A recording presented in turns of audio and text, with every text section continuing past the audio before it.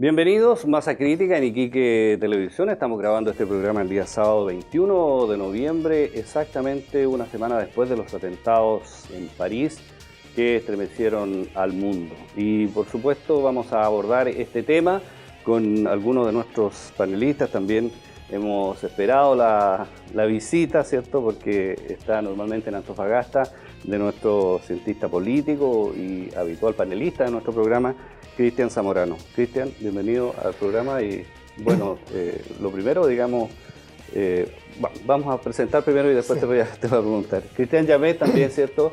Quien ya es habitual aquí en nuestra casa. Cristian, gracias por acompañarnos. Gracias por invitar.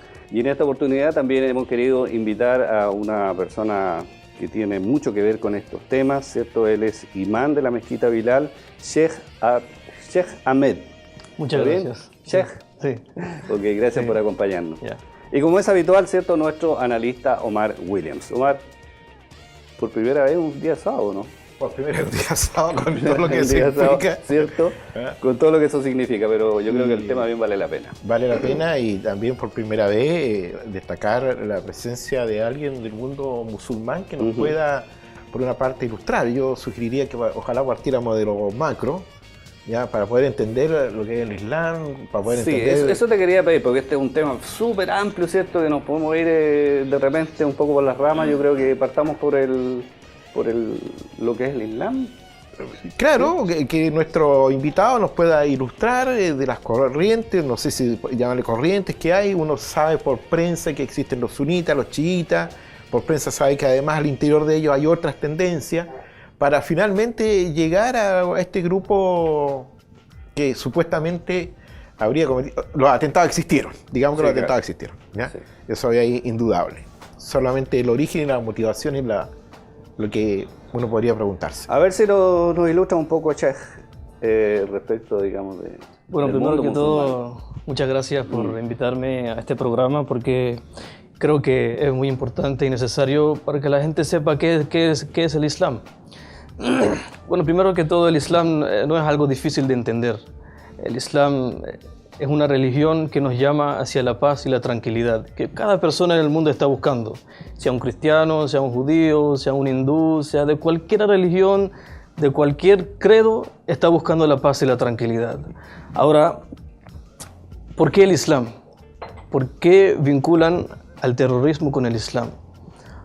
Porque normalmente vemos que los que están haciendo estos actos lo están haciendo en el nombre del Islam, ¿no? Entonces se están perjudicando a ellos mismos, ¿no? Y están perjudicando al Islam, el nombre del Islam. Pero lo más importante aquí es conocer y saber que el Islam prohíbe estos actos. El Islam condena estos actos violentos, ¿no? Sea de cualquier manera, ¿no? Sea de matar a alguien, sea cometer una delincuencia, insultar, o de cualquier manera. El Islam, en el fondo, no condena estos actos violentos, ¿no? Y eso es lo más importante que debemos de saber hoy en día, ¿no? Que el Islam no tiene nada que ver con el terrorismo. Sí, precisamente a propósito de lo que tú estás comentando, cierto, hay una declaración que salió hoy día en la prensa internacional que tiene que ver, cierto, con la comunidad musulmana de París. Y dicen ellos, los musulmanes proclaman su adhesión total a la República, ¿cierto? Se refieren obviamente a Francia. Los autores de los atentados no son musulmanes, dicen, son asesinos. Está prohibido matar, incluso maltratar a los animales. Por lo tanto, esta gente no tiene nada que ver con nosotros. Claro, está correcto lo que dicen, porque como nosotros seguimos las enseñanzas del Corán, el libro sagrado, entonces el Corán mismo, Dios dice que matar a un ser humano, no, matar a un ser humano es como matar a toda la humanidad. Entonces es un acto que está prohibido en el Islam, ¿ya? Lo que han dicho los musulmanes en Francia está muy bien, porque el Islam no tiene nada que ver con estos actos, ¿no? El Islam nos enseña a respetar a cada creación de Dios, ¿no? A respetar a los animales, ¿no? A las plantas, al ambiente, a la naturaleza, a los hombres, a las mujeres, a los niños, a los ancianos, ¿no? El Islam nos enseña a respetar a cada persona y a cada creación de Dios. Ahora, si un musulmán no lo está cumpliendo, no lo tenemos que vincular con su religión, porque la religión es lo contrario lo que él está haciendo, ¿no? Si es una persona, un musulmán que está cometiendo, ¿no? ¿Cómo se llama? Un acto que está prohibido, entonces es su propio acto, no es la religión lo que lo impide hacer. Por eso es muy claro, muy importante saber que un musulmán no puede ser terrorista y un terrorista no puede ser musulmán. Tan fácil, sí. Ok, vamos un poco al tema, Cristian, respecto de cómo aparece este movimiento ISIS, ¿cierto? Ahora la yihad islámica, o, ¿cierto? ¿Cómo se llama? Estado Islámico, ¿cierto? Ahora ya, definitivamente, ¿cuándo surge, cuándo irrumpe este movimiento con fuerza ya? Y un poco que nos cuentes eso. Bueno, surge ISIS la mitad de esta última década, entre 2005 y 2006, y de algún modo es una especie de continuación o apéndice de Al-Qaeda. En realidad, yo sé que hay muchas teorías como del gran complot y todo eso, porque uno puede observar que los diferentes extremismos musulmanes que postulan una visión obscurantista del Islam aparecen con la intervención del Occidente directamente en la zona del Medio Oriente y esencialmente de Estados Unidos, que hubiese creado Al-Qaeda. Y luego, bueno, en este caso ISIS nace en una cárcel norteamericana cerca de Basora, donde se encontraron en un mismo lugar los ex administradores administrativos del régimen de Saddam Hussein, del Baas, que a la base es un partido laico, que luego después Saddam Hussein al final de su carrera se va a agarrar un poco de toda la dialéctica musulmana, religiosa, pero a la base es un partido político laico. Y ahí se van a encontrar los caídos del régimen de Saddam Hussein con los diferentes extremistas que también habían capturado a los norteamericanos. Y de algún modo iba a fusionar una especie de comunicación de saber, es decir, los ex pro Saddam Hussein van a entregar un cierto saber militar y administrativo a una organización que viene con un fervor religioso muy grande, y ellos le van a entregar una causa a los ex seguidores de Saddam Hussein. Y ahí aparece este monstruo, esta nueva organización, y que se va a desarrollar postulando un nuevo califato entre Irak y la zona siria. A eso se agrega la Primavera Árabe, que es un movimiento de emancipación por parte de la sociedad civil en los países de cultura árabo-musulmana en esa área. Y ahí va a haber una fuerte corriente que van a aprovechar justamente la ala más extremista del Islam y los hermanos musulmanes, por ejemplo, en Egipto, y que van a volver al poder. Y eso va también a favorecer a ISIS o a Daesh, como lo llaman, porque van a implementarse en Siria, donde también va a vivir un proceso de emancipación un poco democrática.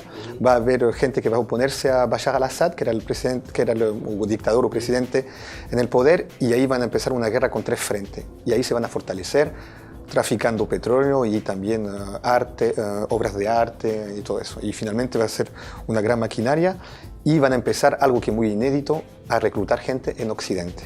Y ahí justamente es su característica principal actualmente. Sí. Cristian, este tema de reclutar gente en Occidente, entiendo yo que debe ser, no sé si el único, digamos, grupo de este tipo que lo hace. Y la gente que reclutan además están absolutamente convencidos, digamos, de lo que van a hacer.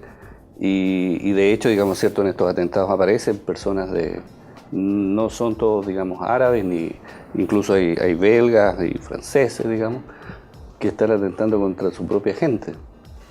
Sí, algunos explican eso de cómo este tipo de miembros que se suman a ISIS tienen este nivel de violencia, que actúa contra sus supuestos compatriotas.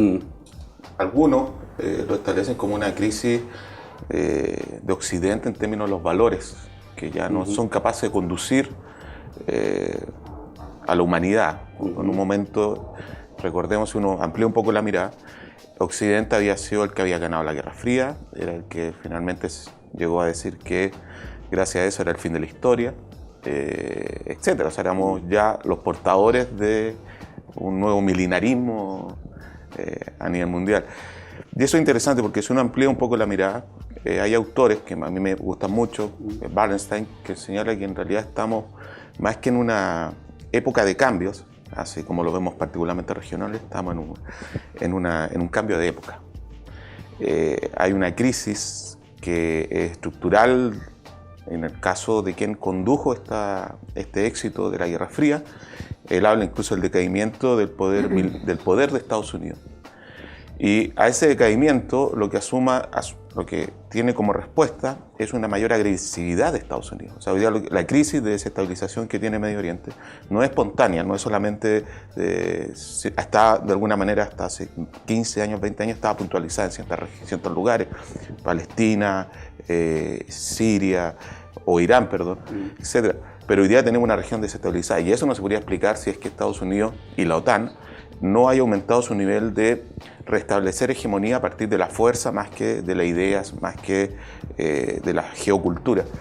Y eso es delicado porque en esos momentos históricos esa transición significa que aparecen otros centros mundiales que quieren ser ahora hegemónicos. O sea, aparece China, aparece Rusia, etc. Entonces, en esa disputa obviamente podemos estar unos 30, 40 años de quién va a ser el centro hegemónico del siglo XXI. Y puntualmente, si uno quisiera hacer un foco ahí, para algunos, lo mejor que podría pasar es que podría haber pasado por la región, porque estabiliza un poco la simetría, era que haya ingresado Rusia y ahora China. Porque ya no deja solamente a golear la OTAN, desestabilizando todo, sino que aparece con un contragolpe que lo contiene. O sea, pero es un tema delicado. O sea, para estos autores eso es interesante. Estados Unidos, que fue el dueño del siglo XX, no sería el dueño del siglo XXI. Omar, este tema, digamos, de Estados Unidos detrás de todo esto, como siempre, digamos. Bueno, la historia de Estados Unidos respecto a los países en general, podríamos decir del tercer mundo, como lo decíamos en la década del 60, 70, tiene mucha injerencia. O sea, en América Latina, Estados Unidos financió a los contras, y de manera bastante espuria, negociando con Irak, todo el tema allí. Y bueno, Al-Qaeda es financiado por la CIA para constituir un grupo insurgente que ataque a Rusia, que había invadido Afganistán. Lo que no se sabe, no se ha dicho mucho en Occidente, es que Afganistán es Vietnam para Rusia. Es la misma derrota. Un gran país que es derrotado por un levantamiento, la lucha de insurgentes de un pueblo que se opone a una invasión. Ahora, yo creo que, siguiendo la línea que dice Cristian, acá lo que tenemos que ir considerando es que, claro, avanzamos en una diversidad. Y cuando yo impongo la fuerza es porque perdí la lucha de las ideas. Y aquí quien ha perdido la lucha de las ideas es un Occidente que, en mi concepto, es un Occidente históricamente bastante bárbaro. Porque no es la primera vez. O sea, yo estaba tratando de pensar en escribir un artículo que a lo mejor esta es la última cruzada. Porque nuevamente, ¿no es cierto?, Occidente, y hablamos de Occidente, concretamente Europa, nuevamente hace una arremetida fuerte, significativa, de invasión, etcétera, ya al Medio Oriente y a Oriente. Entonces, siempre, desde las cruzadas hasta la fecha, ha habido una conducta continua de Europa de agredir, porque sin duda estos fueron actos terroristas, pero la prensa no dice el terror que provocan los bombardeos en la población civil de Siria, de Irak, de Irán, etc.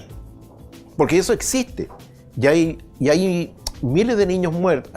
De hecho, Angelina Jolie hace unas semanas atrás en las Naciones Unidas enrostró a las Naciones Unidas esta situación.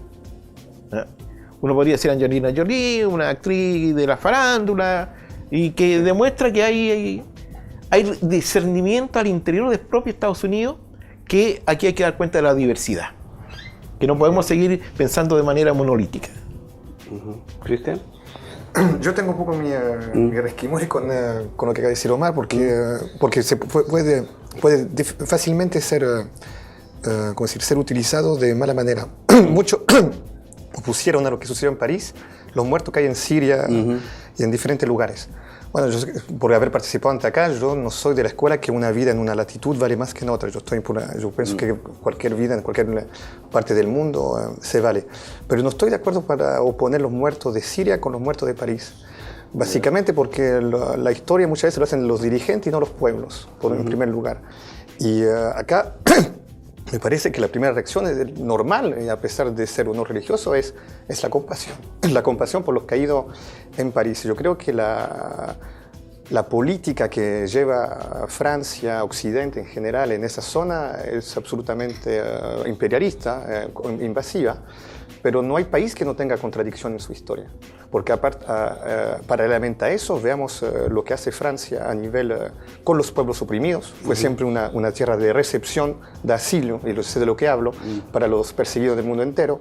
Entonces no creo que se pueda juzgar a ese nivel. Los gobernantes y el pueblo son dos cosas distintas.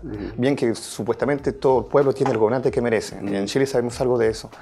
Pero no creo en esa lógica. Yo creo que hay un problema profundo en este siglo XXI y el extremismo religioso es algo que posteriormente a la Guerra Fría es el tema a nivel internacional. Y eso empezó, para mí la Guerra Fría terminó el 11 de septiembre de 2001 y dio entrada a otro tipo de confrontación. Y yo creo que desde ahí no hemos salido en eso y vamos siempre incrementando, porque el atentado de París, habría que recordar antes que hubo atentado en Madrid, atentado en Londres, atentado en diferentes países de África, en Asia, en Oriente, en Medio Oriente, y salvo que esta vez, ¿por qué es impactante? Porque la metodología empleada por Daesh en Francia lo hacen habitualmente en países en zona de guerra. Y eso lo impactante, es que se aplicó en una zona de paz una lógica y una metodología que normalmente se aplica en zona de guerra. Y no es para decir que una vida vale más que la otra, pero simplemente acá, reitero, es una zona de paz. Lo que mataron es civiles. Y la justificación de Daesh para decir que esa gente no es inocente es porque ellos, pagando impuestos, financian la guerra de su gobierno. Y para mí ahí es el grado cero de la reflexión, de la deducción y la puerta trasera de una supuesta pertinencia intelectual. Bueno, se nos pasó volando el primer bloque del programa. Vamos a hacer un alto. Estamos en Masa Crítica en Iquique Televisión. Vamos a la pausa y ya estamos de regreso con ustedes.